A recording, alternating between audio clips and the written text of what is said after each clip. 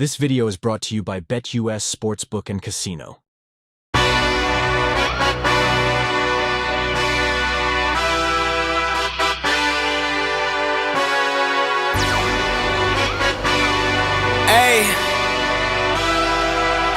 yeah, let's see how you do under pressure. Oh, yeah, I've been wanting this forever. I've been in the field with whatever they throw at me. Brush it off, pick myself up, moving on to the better. Okay, hey, yeah, ain't no errors, baby, it's a new era. I wake up early, feeling rich like I'm Kesha. I get to the paper, boy.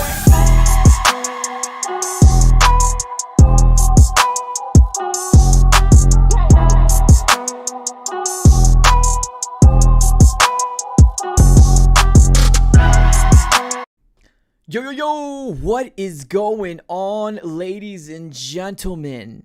Hopefully everybody's having a fantastic Monday night, I guess. Fantastic is what you want to call it. Well, we're going to be talking about what just dropped. If you do not know, big breaking news just dropped, not for the player, but because of the situation we're in. Roll the breaking news.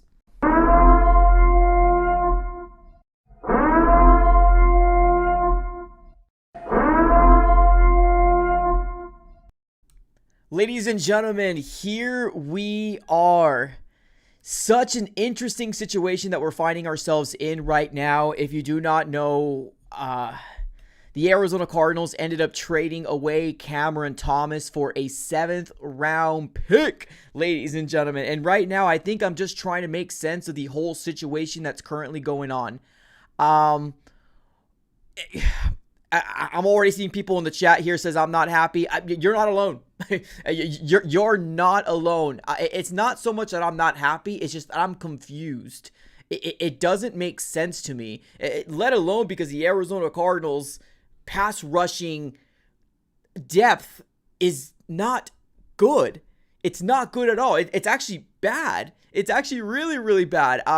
So I'm just very confused with the whole trade in general. If you guys can do me a huge favor, smack up the like button. Right now we're sitting with over 50 people watching right now. If you're watching on the YouTube side, go ahead and run up that like button, do me that huge favor, and we're gonna try to get into this as best as we possibly can. We are gonna be bringing in Mythic AZ so we can kind of chat about this and kind of talk about exactly what's currently going on. But breaking news, the Arizona Cardinals ends up trading away Cameron Thomas for a 7th round pick. So like I said before, I guess the confusion is not just so much the idea of, you know, it's Cameron Thomas. Oh my God, he was the best. I'm not going to say he's the best, but he was definitely top 4 in this edge core. Now, here's another kicker, ladies and gentlemen. Just another way to kick the Arizona Cardinals when we're down.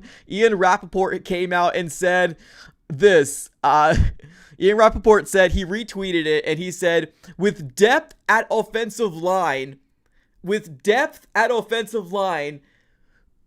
Cardinals swing a trade of a former 3rd round pick to Kansas City. What depth?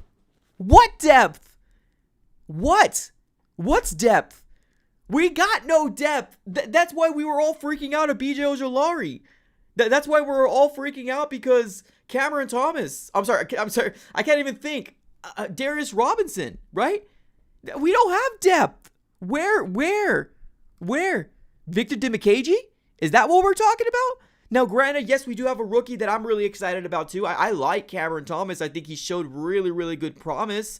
But I think we can't lie to ourselves and we can't fool ourselves. Cameron Thomas was probably 4th best pass rusher on this roster. You talk about depth, you keep him. That's what you got to do. You talk about depth, you keep him. I just don't understand it. I do not get this move one bit. I don't understand it at all. Okay, let me bring in Mythic AZ, and we're going to go ahead and chime in. We're going to try to diagnose this. We're going to try to see exactly what is happening here, and hopefully he can make sense of the whole situation that's currently going on right now as well. So, If you guys do not know Mythic, he's got his own channel. He's on the road to 7K, so definitely go and subscribe to him. Also, smack the like button here on the YouTube side. Let's see if we can hit 25, 30 likes here. But let's go ahead and bring in Mythic AZ, and let's try to figure out what the heck is currently going on with the Arizona Cardinals. What's up, brother? How are you doing, man? Very good. I mean, came back from the gym, like literally on the way home, saw this, and I didn't know what the heck we were doing. I still don't really know what we're doing. I have a video about this, talking about it, but Yeah. man, this is puzzling, no? Are we all kind of on the same boat here? Just kind of confused? Puzzling is a nice way to put it. Puzzling is a nice way to put it, Mythic. Honestly, okay, so I wanted to bring you on because I think we have such a good dialogue amongst each other, and I think you have a way to calm me down and vice versa, right? When something doesn't make sense to you, we can kind of talk it out, and I think we can kind of get on a playing field where, okay, I think I can breathe a little sigh of relief. But I've been going in my head over and over again. The only way that would make me say, okay, this trade is okay, right? Or I don't have to think about it, is if the Cardinals are opening it up for a trade, right? Are the Cardinals going to make this big trade, right? We've talked about Hassan. I know people are mentioning Micah Parsons. I don't really think it's realistic, but that's really the only way I can think that this makes sense. Do you agree in that aspect, or do you think something else makes sense in the pipeline? See, what I thought we were always going to do was play the waiver wire. Like, that's something that I thought we were going to do, but like the fact that trading Cam Thomas for a 7th-round pick was even on the table, in my eyes, that means he was already on the bubble of making the roster to begin with, because he was traded for so little, and it was without hesitation. So either they believe in Xavier Thomas a ton, or they're still going to play the waiver wire, which I think they should have done regardless. I don't know if there's like a roster spot they were trying to clear up or something, but I feel like I don't know. The guy who has 3 sacks in preseason and is 24 years old, it's like you would at least think you would want to kind of hoist him into this role and be like, hey, we're paper thin as it stands. Now we're even thinner. I don't know if you saw Ian Rappaport's tweet or not. Yes. About like Shame saying on that him. saying we have depth. It's hilarious. I mean, it's just funny because that's the one thing that like we're like all hyper fixated on. Like that's what all Cardinals fans are kind of like tuned in on. This is the one position we need to address. So seeing him get traded was very puzzling to me. I saw it, 7th-round pick to the Chiefs, and I was like, wow, they're going all out. That's Juju Smith today, I believe. They signed earlier this morning or yesterday. It was one of the two. So they brought him back. Now they have a decent receiving core, and they're not spending big at all. So good on them, I guess. Now they got another depth piece at outside linebacker. It's just like they always do the right thing. Like I feel like this is a good investment. Like even if he's not someone who plays a ton, it's good rotation. That's good rotation. It should have been good rotation for us, in my eyes. That's what I'm saying. So my wife doesn't watch football. I tried to explain this to her as best as I possibly can, and she looked at me and says, why do you guys make dumb decisions? I'm like, I don't know. Like, I don't get this. This makes absolutely no sense to me. Now, what you said was very, very smart. They're going to play the waiver wire. I think we all kind of knew they were going to play the waiver, but are you really expecting to find somebody better than what this man gave you in preseason? I get it. 2-3 weeks ago, I was talking all mad smack about Cameron Thomas. I'm not going to lie to you. I did say he was a bubble player, but man, he proved me wrong. He actually had 3 sacks, and I get it. You can't really look too much into preseason. I'm fully aware of that. But the production is there. And in my mind, I'm like, okay, well, maybe he figured it out. Maybe he just needed that extra year because of the change between the last regime to this regime. Maybe he needed a year. And I was like, okay, let's bring him on. Looking at the depth chart, he's the 4th best guy we got. Heck, maybe even 3rd best guy. I'm just putting Xavier Thomas in there because JG said he's one of the truest pass rushers that we have, or realest pass rushers that we have. But this move absolutely makes no sense to me. And I really want to get some answers here from the front office to see what's going on, because you're right. This is a good depth piece. This is a really good depth piece for the Kansas City Chiefs. Why couldn't it have been ours? Let's still play the waiver wire. That's fine. But you got a 7th-round pick?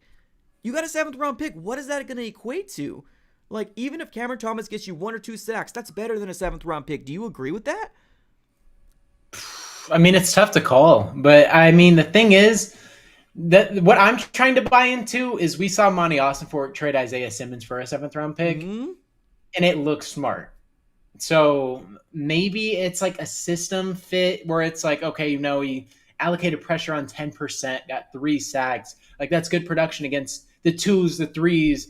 But like I just can't see this translating further against ones. So I'm going to Mhm. sit here with blind optimism and say he's doing the right thing and let Xavier Thomas come into here. But it still is puzzling because it's like if we don't upgrade or get someone better than Cam Thomas on the waiver wire or go trade for somebody, that's kind of where my concern kicks in, Right. if that makes sense. So I'm not like I want to grade this, and I think it is insanely confusing.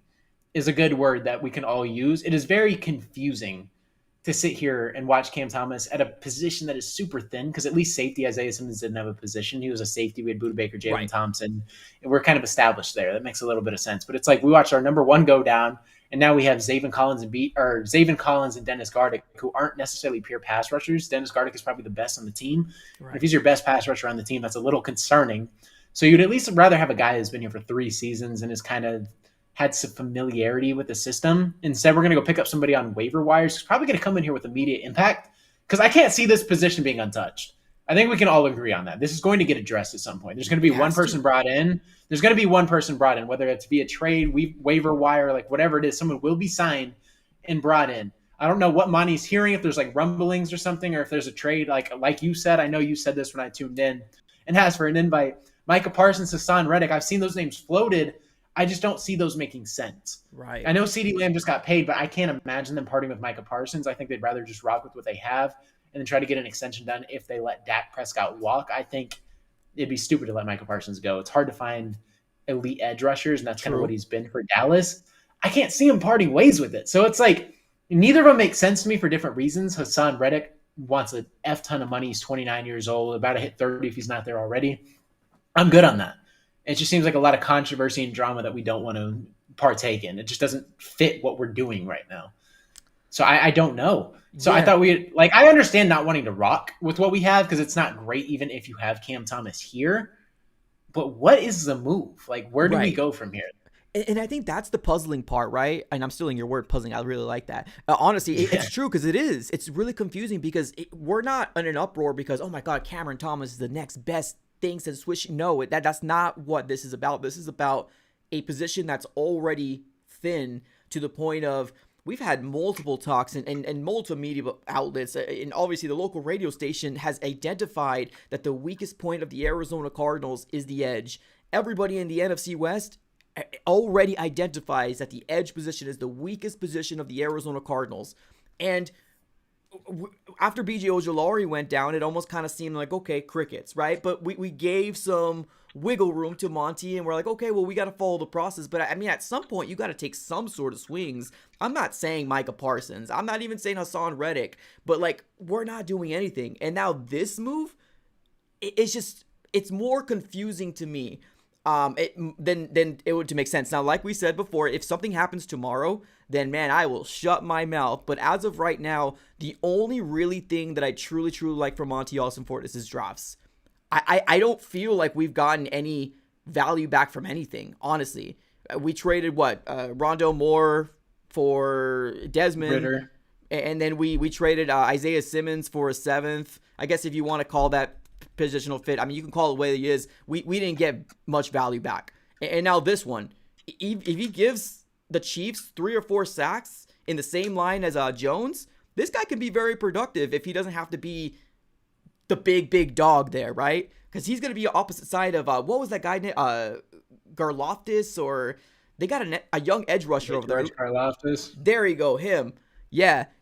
Opposite side on a swing guy. This could be a really good pickup for the Chiefs. And just like my wife told me, why don't we make good decisions? Right now, this doesn't seem like a good decision. Maybe in 2 or 3 weeks, or maybe a couple of days, it might seem like a good decision. And I don't think anybody really has kind of convinced me that this is going to be, or trying to talk me off an edge here. I don't get what this front office is doing. I really don't. It's a little confusing, but it's tough for me to sit here because the Isaiah Simmons trade, I think, Right. getting something back was fine. But I don't know. I just don't know where you go. I thought playing the waiver wire in general was going to be the play. Mm-hmm. So maybe this is just clearing up room for something that they're going to do tomorrow. Who knows? I mean, if this is what it's hard to judge this right now until we go into week 1. Fair. I need to see what's finalized. I need to see who our outside linebackers are. And if we make a splash play or like a good waiver pickup, then this kind of shifts. You know what I mean? Because then it's like, okay, Cam Thomas was someone who would probably steal the rotation from this guy. And instead, we'll get Xavier Thomas in the rotation. But we filled the hole. It's chilling. We're good. But just on paper, it's puzzling. It doesn't make sense. Like, just looking at it right now, not knowing Monty's vision or what he sees, it's very weird. I think that's the biggest part because we're not inside Monty's head. You know what I mean? Right. I can't sit here and be like, okay, you know, this guy's been balling. The Baltimore Ravens have an overload edge. Expect this guy to be cut. We're blank priority on the waiver wire, so we have a good chance of acquiring this guy. If not, we should go try to trade for this guy. I heard we've been in talk with, I don't know, like the Philadelphia Eagles, and they're willing to give this guy up for a 5th-round pick, 6th-round pick. Instead, they're going to cut him. So we'll go trade for a 6th-round pick for blah, blah, blah. Just hypothetical teams. I mean, there's something that'll probably be in play tomorrow, and if we don't make a move, then don't know. Then more confusion. Don't know. Definitely more confusion. If this is our outside linebacker room going into week 1, my concern levels are even bigger just because of how thin we are. We're so paper thin right now. I can't imagine this being the core going forward. Well, I mean, looking at the depth chart, obviously I think we could both say Zaven Collins and Dennis Gardeck, right? I think that's going to be what it is. But I think looking at what Jonathan Gannon has done, it's going to be a swing by committee, at least that Dennis Gardeck side. I'm not sure if Zaven's going to have more of a workload. He's probably also a swing guy as well, but maybe more work, maybe 60% compared to your just, what they're doing on the other side. But like after them two, we got Xavier Thomas, which, we really like. We really like him. And then they got Tyreek Smith. And then after them, Jesse Luketa. Now, Jesse Luketa had some flashes here and there from preseason, but I don't know, man. Like the 3 sacks, maybe Monty is selling high. Maybe he was like, oh, this is the time to sell him, right? He got 3 sacks in preseason. This is as high as value going to be. But like a 7th-round pick, like that's what we're talking about. Like that's peanuts. Like a 7th-round pick is nothing. I don't think anybody's going to convince me other. That's nothing. I mean, if he's a bubble player, I guess value is better than no value. So if that's where they were with this, then I guess I'll take a 7th-round pick. Like, oh, well. You know what I mean? So you think he was going to get cut anyways? I mean, it has to be, no? Right. I mean, if he's not a bubble guy, then why are we trading for a 7th-round pick? If they saw enough and were confident, then there's no way they would have traded him for a 7th. They would have traded him for like a 5th, 6th. Probably like a 6. If we traded him for a 6, it would have been a little better, but it's still, what is a 6th-round pick? How many of those really hit? Like a couple have, but not at a high rate. Right, so exactly. I don't know. It's a little interesting. I don't know. Yeah, I'm very interested to see what's the mindset here. Because obviously I think the front office is the media is going to ask, and I think it's obviously a rightfully thing to ask in terms of like what was the play here. If it's just let's roll with the waiver wire, I'm not a big fan of it. I really am not. If they are having a trick under their sleeve, and here's the thing, like it could be anybody. It could be anybody that has production in the NFL. It doesn't need to be Micah. It doesn't need to be Hassan. It can be a guy that has consistent 4 or 5 sacks in a season, in a regular season. Maybe they poach somebody from Chicago. Maybe they poach somebody from New York Jets, right? There's some teams that have really, really good, lucrative players on a specific line. I mean, obviously we're not one of those guys. We're crying about Cameron Thomas right now. So it's just one of those things that, like I said, if there's a trade in place and there's gonna be something that happens, I think I'll be fine. It's just we're loading up a potential Super Bowl team again with a Cardinal that could potentially win a Super Bowl, and that also frustrates me too, because it's just, I don't know, man. I don't get it. Something's got to be imminent, because there's no way you trade an edge with nothing in mind if you don't have your sights set on something else.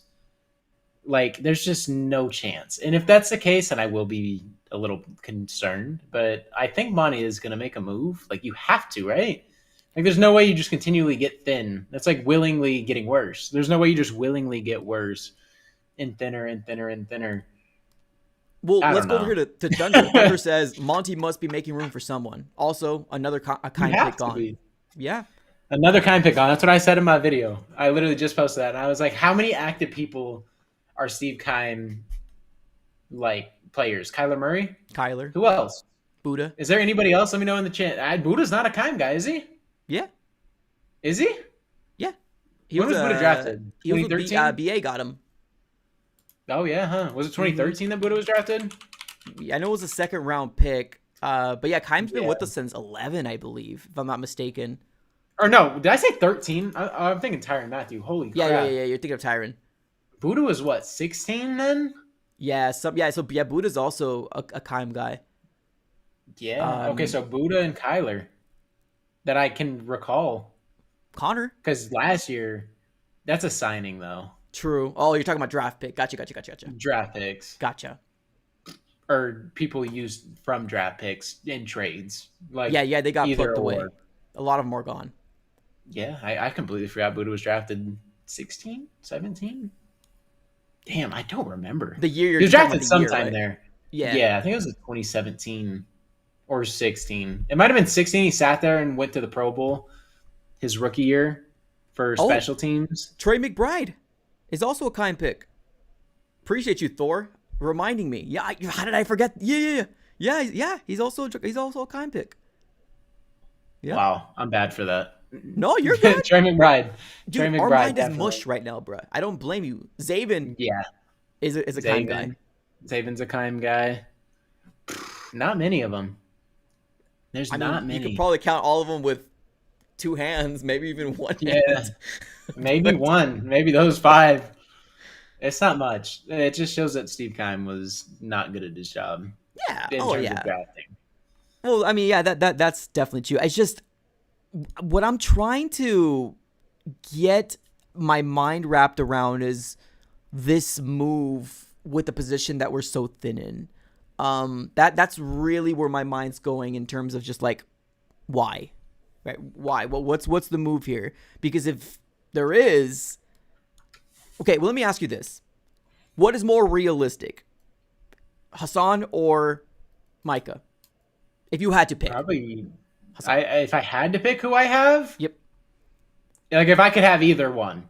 No. Who do you think is more realistic? Oh, who's realistic? I was like, if I could have either one, I think the answer's pretty obvious, but I don't know how much it's going to Yeah, cost. it to would get be him. Micah. For sure. Yeah. But I think more realistic would be Reddick.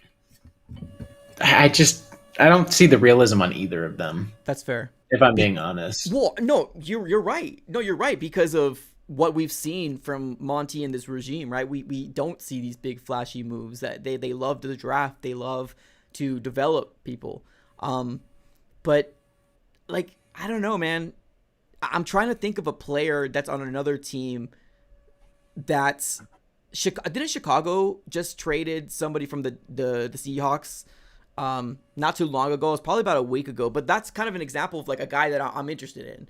Give me somebody like that we probably don't know, but is really, really good production. Like, let's say, like Justin Jones, we got him. Bilal Nichols, right? They're solid guys. They're not sack guys, but they're solid guys. If we can get somebody like that, I'll be a little bit more at ease.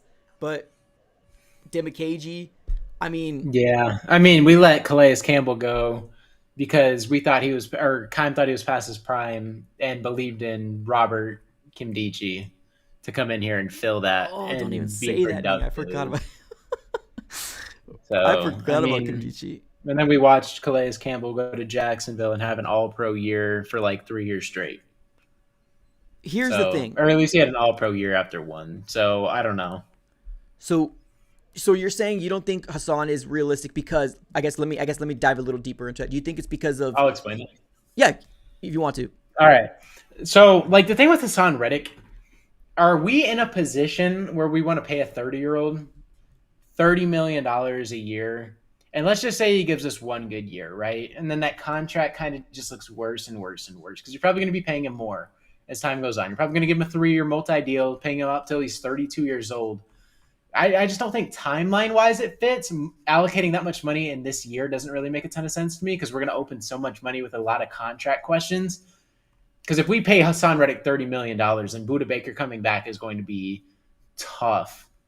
So it's like, do I want to go allocate money via draft? Do I want to go get a draft pick to a young edge? We still have BJ Ojolari. I don't know how that's going to pan out. It's 2 years in a row where he's been lingered with injuries. One of them he's going to completely miss in the year where he's supposed to be better.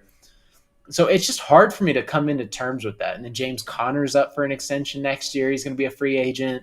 He's not coming. So Greg Dortch, I don't think Conner's coming back. Yeah. I really don't. With Trey Benson getting drafted, I feel like that kind of solidifies it. And this is a struggle. I could see Conner coming back for 1 year. That's fair. That is the max. That's fair. But it's very hard. I think it's like 65-35. So I just don't think trading for Hassan Reddick makes a ton of sense. So then based on what we've seen from the regime too, it just doesn't seem like a move that he would make. And I mean, me personally, I wouldn't make it. I've been teeter-tottering back and forth. No, that's and then fair. Someone, because like the thing is, Hassan Reddick said he was going to play for the Jets, and like I know the whole thing was the Jet. Like I think the Jets should have paid him. Yeah, because you like the Matt Judon thing. I mean, he came out and said it. You know, they haven't seen anything from me. I love that quote. They haven't seen anything from me. I'm going to come in here and prove myself. You know what I mean? Like they've seen what I've done in the past. They saw what I did in New England. They haven't seen what I could do for them. So I'm going to come in here and prove it. But like the whole thing is Hassan Reddick wanted to get paid in Philly. He wanted money. So the Jets didn't pay him. So it is a little puzzling, but I don't know. Like I get we have a big hole. So if it does happen, I am open-minded. That's the thing. I am open-minded to it. I know the connection with Jonathan Gannon and whatever you can go down, you can explain it. Like I understand both ways. I'm probably 60-40 because I know it's a massive hole, but just I don't know. Very torn on that. Like if it happens, I'm not going to sit here and be like, what are we doing? It's so stupid. Right. I get it. Right. You're preparing. Fills a hole. Yeah. A massive hole at pass rush. This is going to help us win games. I get it. Don't know. I just don't know. It's something I could see happening. I genuinely could. I think if the Jets do trade him, which I don't think they want to.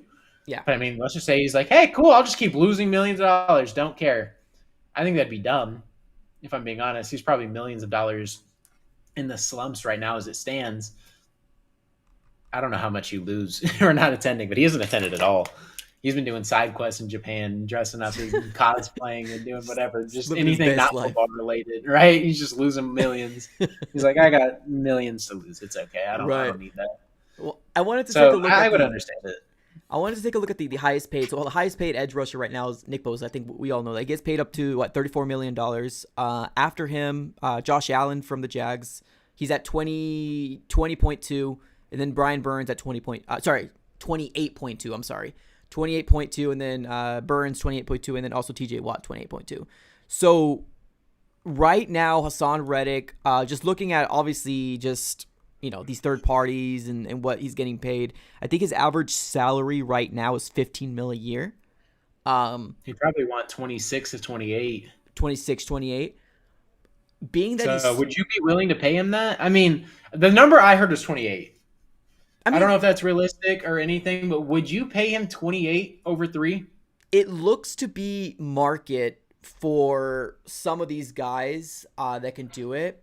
I probably won't touch 28, but here's the thing. Like, I really hope that I wish that the Cardinals were a team that would be able to make a contract and like make the player happy, but like maneuver, just kind of like how the Rams used to do stuff. Like when they were like, oh, we're going to front load this, or you're going to get this, you're going to get this as a bonus, right? But they're still happy because they're getting their money. I wish the Cardinals were it's just, I don't know. It's so tough because I truly think that if the Cardinals get a solid edge rusher, I get it. He's up there in age. That can be a deciding factor for 1 or 2 games in the season. So if the Cardinals, let's say right now, Vegas has us at 6.5, and I hear Kyler, right? I'll bet the over, and I'm right there too. I get the hype. I'm hyped up about this offense, and I really do think this offense can be good. But I think a good, solid edge rusher would be the deciding factor of 1 or 2 games, and I think that can be a potential. Let's continue to, make this, I don't know, team better. I don't know. I just feel like this defense right now is just so unknown that it freaks me out. It freaks me out that this offense is going to try their darn hardest to win points, and then the defense just can't stop a lick because, I don't know, it's just kind of what we've seen last year. But I know it's not fair to judge because it's a different team, but it's just kind of what we've been seeing. So back to the original question, would I pay him? I probably wouldn't pay 28. And I know he probably wants a 3-year deal. I, I don't know. I would say mid 20s though, honestly. I Yeah. would say mid 20s for a guy because I think he's productive still, and he's got the connection with Jonathan. Jonathan Gannon unlocked him, so Yeah, you definitely did. it makes sense to Jonathan Gannon. He's been with him. He's been with Nick Rallis. It makes sense there. It's just from the front office standpoint, what they have done, it doesn't make sense with that. And I hope that makes sense because it makes sense to not make sense. But you know what I mean? The connection makes sense, but the front office moves and what they did, it doesn't make sense. So like, I don't know, man. I feel like I would love it, but it's just I don't want to get my heart broken. So like, I keep convincing myself that it's not going to happen. It's just so much money, like so much. And I know that's like a win now kind of move. It's like a good building block. I just don't know how many years he has left. And I don't know if I'm willing to pay him the 28, $27 million that he would want. Like, I really don't. And because I see you saying front load his contract, Mm-hmm. that is an option. But what are we going to pay him 35 this year? How much salary cap do we have? Let me look it up on Sport Track. We got 33. We have 33 million right now. So if we pay him 33 million this year, Oh, we and can pay him front that. load That's it, no. yeah. So if we pay him 30, right, that gives us 3 mil to operate. I still think that's too much. You know what I'm saying? So like, I don't think we can really front load. Oh, It'd I'm have to saying be like 25. I'm not even touching the 30s. I'm gonna tell him, hey, you That's want to what get paid I'm 10 no, but million I'm talking more? about front loading, like front load his contract, and then Gotcha. shrink Gotcha. down to like Gotcha. 25, 25 or something, or 23, 23. Gotcha. Well, I mean, But I don't know because we need to make a move. So if it does happen, wouldn't be mad. Wouldn't be mad at all because I don't know. It's just like, I feel like even as a player, you understand that this offensive or this pass rush isn't enough to be competitive. You know what I mean? Like, you're like, okay, well, I mean, we can cover for 5 seconds, but like I said, I think we're fine week 1 in Buffalo. I think that is a game we're not necessarily concerned about. I will dive into that when the time comes. Like, I have a whole evaluation ready for that. Past that, we could get cooked. Bad. Like, these could be bad games. Like, we can have a stretch where we're 1-4 to start the year. Just because of the quarterbacks we play. Or 2-3. 2-4. Because we play good quarterbacks. And good quarterbacks with time, like Jared Goff, like Matthew Stafford, Brock Purdy. Those 3 people right there with time, and the 49ers don't have a strong offensive line, but if we create no pressure, Brock Purdy's going to sit back there and just absolutely fry us. You know what I mean? yeah. So I'm not comfortable rocking with Matthew Stafford, Jared Goff. Like, we have Josh Allen and Jaden Daniels, who I'm a little more comfortable with, but outside of that, I'd rather not watch a quarterback sit back there for 5 seconds. So if we do make a trade for Hassan Reddick, wouldn't be mad. Yeah, I mean, it's just also too like I'm trying to find the Arizona Cardinals defense is severely underpaid. Like who we have on the roster. I mean, the only guy that I feel like is making like double digits on our team right now on the defensive side of the ball is probably just Buddha.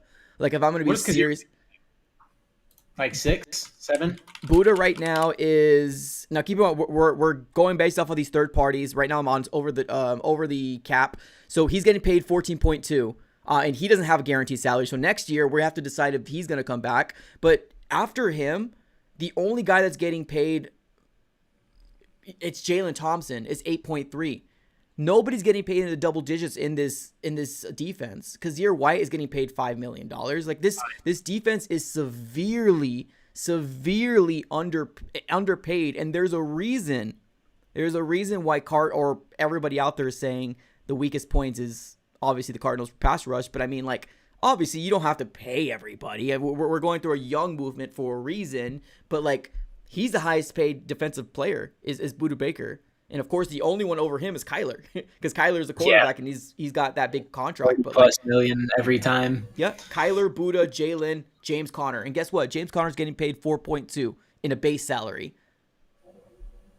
We are in such an interesting spot with so much money. So I just don't think he makes a trade without having something in mind. Yeah. I don't want to say it, but it really might be Hassan Reddick. The more I think about it, like it does make a ton of sense. As much as I'm like 60-40 on it, like you don't do that without the vision of something, right? I Right. think we can all agree on that. Like everyone in chat, I know you were probably in the same way. Like there's just no chance you make that trade with nothing in mind. There's some vision, there's something, and I still think you play the waiver wire. I thought that was the play all along, Yeah. or the trade market, like I said. But it could be a big splash play because there's no way you're just sitting comfortable. Like there might be a big time move. It's coming to week one. They who knows? Like the Hollywood thing was kept under wraps. You know, we didn't know until True. draft day. Like they all knew. We had no freaking clue in the world. So maybe they're negotiating. You know what I mean? Like there's contract negotiations. They have something set in place with the trade. And I don't want to sit here and get people's optimism up, but like, what else could it be? I Matt mean, Judon's gone. yeah, that was a big miss. I feel like. I No, Nah, you it's don't think? whatever. He's like 31. That's fair. I don't think it's not a timeline fit. If I barely think Reddick's a timeline fit, Judon's like whatever. But if you're Touche. trading for a 5th or 6th round pick, let's just see what we can do. Screw it. Just throw the dart. Throw the 6th round pick. I think they gave up a 3rd, right? If I'm not mistaken. Yeah, for Judon. Yeah. Yeah. I mean, That's Hassan heavy. would probably be a 3rd or 4th or something like that. I'm only assuming. What do you think? Higher? 2nd? Nah, No. I doubt it. I mean, the Jets gave up what, a 3rd or 4th? A 3rd. Yeah, it was a conditional 3rd. I think it's got the Additional 3rd that turns into a 2nd Yep. if he plays like a certain amount. Yeah. Yep. I don't know. I mean, I'd throw a 4th and like a 5th and just see. So I mean, if it's a 3rd, I wouldn't care. I maybe mean, that 3rd, 7th round pick we just yeah, got right. is making it a little 7th and a sweeter. 4th, 7th and a 4th. No, I think Reddick would go for a 3rd. Just 29 Yeah. years old, just kind of on par. You know, we'll take him off your hands, get rid of that problem, get rid of the headache, give you a pick back. It'd probably be a 3rd. He just wants to get paid. That's it. It's yeah. He just wants to get paid, and I don't blame. I mean, CeeDee Lamb just got paid. Freaking good for him. I always Right. go back to the year of CeeDee Lamb when I was talking with the biggest thing I heard, and it still pains me to the day, is that we do not need CeeDee Lamb. We got DeAndre Hopkins, and I was like, well, there's multiple wide receivers, and it's just that still hurts me to the day because a lot of fans wanted CeeDee Lamb, a lot of them, and it's just. Keim did Keim things, and linebacker again. Wow. I don't know. I mean, I don't know. The Jets have made it clear they don't want to move him. I did see, yeah. So, How do long can they play this set- game of chicken though? Like, That's what I'm saying. How much are they willing to go back and forth here? Like, are you willing to take this into the regular season? Because at some point it hurts you as well. yeah, It just hurts you. If I'm the Jets, you have a nice defense as it stands, right? You're probably They comfortable do. with or without him. yep, Whether I think they're a top 7 defense, the Jets, with the potential to go to top 3. Like they're insane. But it's just a headache at this point. it is. You're with Aaron Rodgers. You want to win now. Like I don't care if he tore his Achilles. I still think Aaron Rodgers is top 7. Yeah, Top I do. 7. Just based on everything he's able to do. I don't think he could be on one leg. It's like Tom Brady. He could be on one leg, and I guarantee right now he will be top 7. No hesitation, just because he has intangibles, he has IQ, and he can whip that ball. Like I have no hesitation. So if you're the Jets, I'm sitting here as a GM, like, listen, we made this trade with the vision of having him just coming in here and playing on a 1-year deal with Aaron Rodgers. We don't really want to pay him multiple years. Then at that point, it's kind of stupid, but I kind of get it. But like, it's just a headache at some point. Like, hey, let's just get this distraction off our team and look forward to week 1. Right. Like, let's go get the 3rd round pick, just act like it never happened, just sit back and oh well. Right? Like, it's not our problem anymore. It's a distraction. But if we're willing to pay him, then it makes sense. But It like, does. it's just an insane distraction for the Jets. They have Aaron Rodgers trying to win now with a bunch of young guys. They have young guys. Sauce Gardner is a leader on that defense. Young guy. Garrett Wilson, young guy. Brees Hall, young guy. They have so many guys that are super young. You don't want a distraction. You want Aaron Rodgers to kind of be able to coast into the year. And then didn't they get Tyron Smith too? And Mike Williams? yeah. Yep. So they have a lot of injury-prone guys as well, but they're trying to win They now. are. If the offseason doesn't tell you that, I don't know what you see. Because they even traded for Hassan Reddick. Like, they want to win. They want to elevate that pass rush. They want everything possible for that team to prosper. And if I'm the Jets and I'm sitting here and I'm like, hey, I don't want to pay you, you're gone. No hesitation. If you're not in my future and I don't want to pay you 3 years and you're being a distraction, you don't want to play, it's literally a swing and a miss for me. And I'm able to get a third or fourth round pick back. I'm proud. If I can get a third round pick back, I'm parting ways. No hesitation. Guaranteed. It's all ego, man. Right now it's ego. It's a game of chicken right now. It's who's gonna budge the first, and I think that the Jets, obviously they put that statement out for a reason to show the world that we're not gonna trade him, and they have every intention to sign him. But why didn't they? Why haven't they done it already? Right? Obviously he's disgruntled. He got traded away from the Eagles to get paid, and they haven't done it. So it's crazy how they handled it. But it is a distraction. They do want to win now. That this is a Super Bowl team, right? In some people's eyes. So yeah, what's up? Didn't the Jets and Eagles basically just swap guys? Like Huff. the Eagles, yes. Bryce Huff. Yep. He's on Philly, right? Yep. And then Reddick is on Jets. So Yep. they traded for him, signed him to Philly, right? That's what happened. Yep. So it's basically like they flip flop. Essentially, yeah, pretty much. That's crazy. Yeah, That's crazy. Because if they do trade him, it's like they just lost Huff for nothing. So they took but a hit. like you but said, the Jets are still the fantastic. Jets are a good team. Like that defense is good. They got Yeah. a lot of young pieces. Quentin Williams, I know he's not an edge player, but he's a good young player. The top three in the Kyler Murray draft, I feel like those are good players. I mean, obviously Kyler Murray still needs to show up, but we all have faith in him. We all think that he can do wonders as long as he can stay healthy and obviously be protected. But like the first three picks in that draft were really, really good. Bosa, Quentin Williams, Kyler.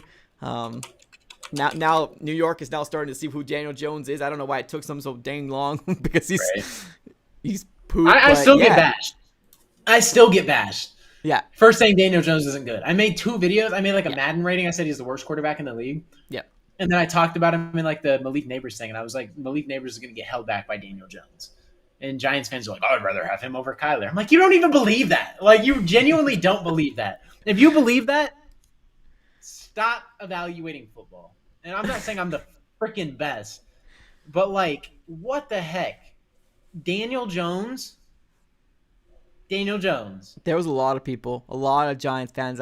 People used to tag me a lot in X, and this is before I was even like active in X or Twitter. A lot of people were saying so much mad stuff about Daniel Jones being better than Kyler. It's crazy, man. It's crazy.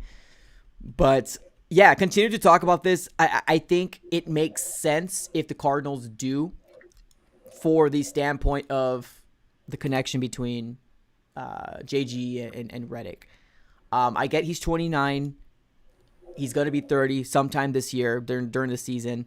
But if you really want to get a player that's an impactful player that's been doing it, consistently, look at the stats. He's a really good player. And that's the thing too. Like, I'm not even saying pay him, like, when I'm talking about 25, I mean like per the contract per year. If you front load it, that's not our money. That's not money that goes towards the cap. That's unfortunately, that's Michael Bidwell's money, right? Obviously, that's going to be, this is your signing bonuses. Hopefully you're happy. But like, I'm talking about like 25. That's still $10 million that he's getting paid now. So I hope that makes him happy. You got a 3-year deal. If you want guaranteed, this is what we're going to do. But I still do think that even if he gives us 2 years out of the 3 years of solidness, that's good. That's good production as an edge rusher. We don't have it. We don't have any edge rush right now. And I feel like we're going into the season with a knife in a gunfight. And we're like, Let's go. I got you. I got this pocket knife right now. Right? And then everybody's like, what'd you say? I got my AK. What do you say? Like, I feel like we're going to war not equipped. And I'm not trying to be mean to Zaven. I want Zaven to succeed. I want Dennis Gardick to have multiple sacks. It's just, you need a guy like when we had Chandler. We haven't had a guy like Chandler Jones. Since Chandler Jones, we haven't. And that's what I'm looking for. Now, it sucks that we're expecting Hassan to be that guy because he's older and you're only having him in a small spurt. But if you look at our defense, man, Buddha's the highest paid guy right now, and he's getting paid $14 million base salary right now. After him, Jalen Thompson at $8 million, and nobody else is getting paid. And I'm not saying a paid defense is a good defense.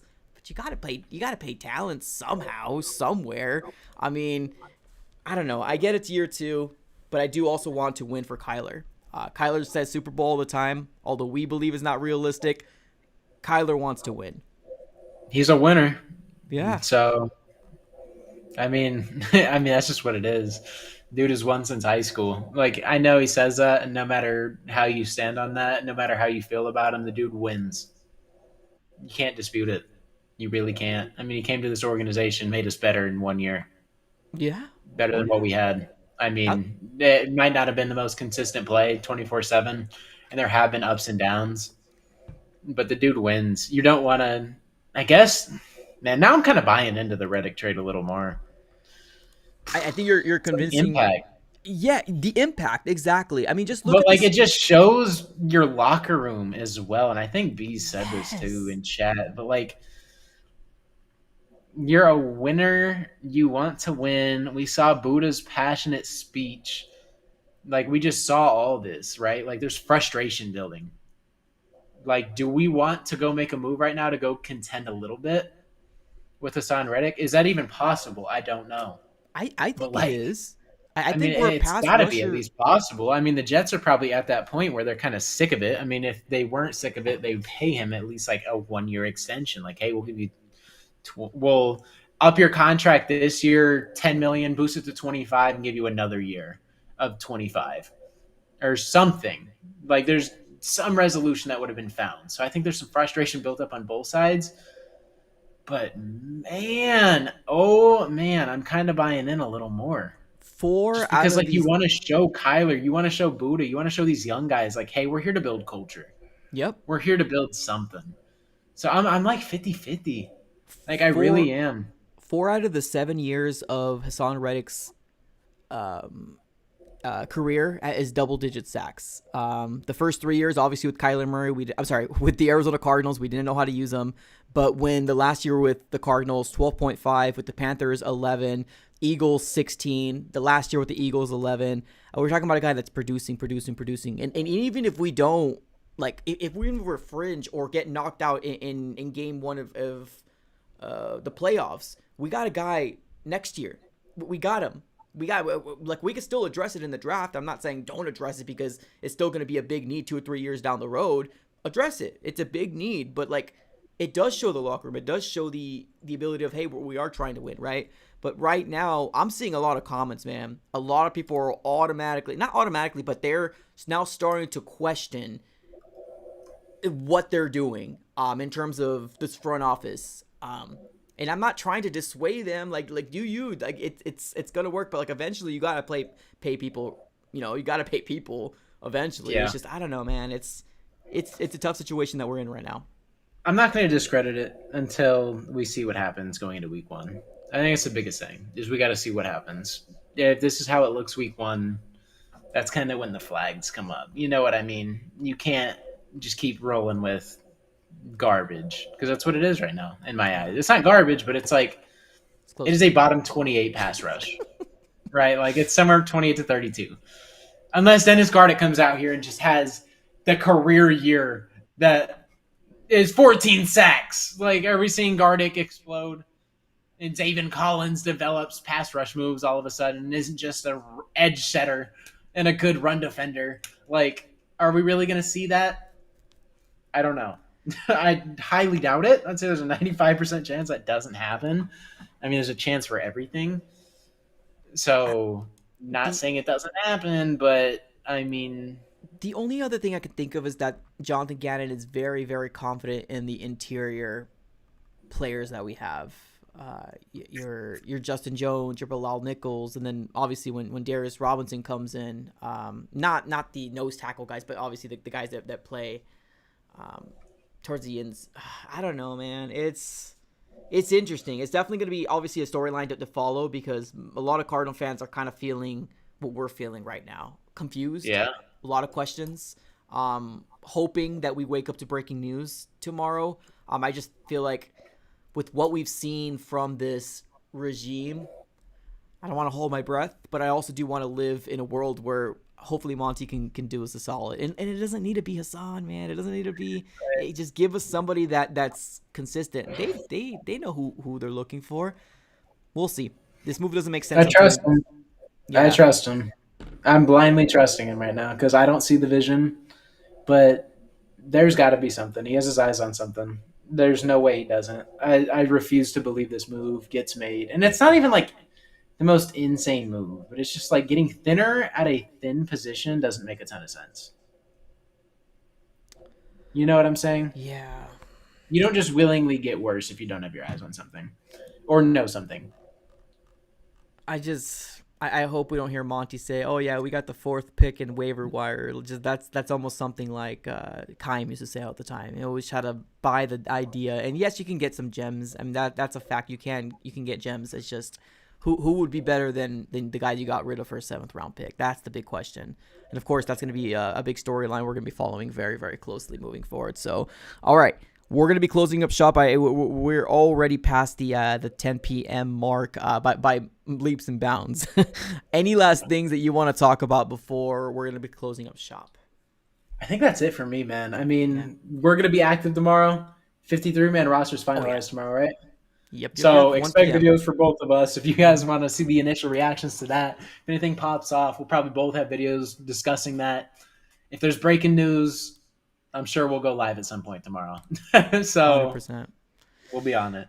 All right, everybody. We're going to close up shop. Everybody have a great rest of your night. Hopefully we wake up to breaking news tomorrow, but don't hold your breath. But yeah, we're going to be closing up shop. Appreciate y'all for tuning in as always. And go Cards.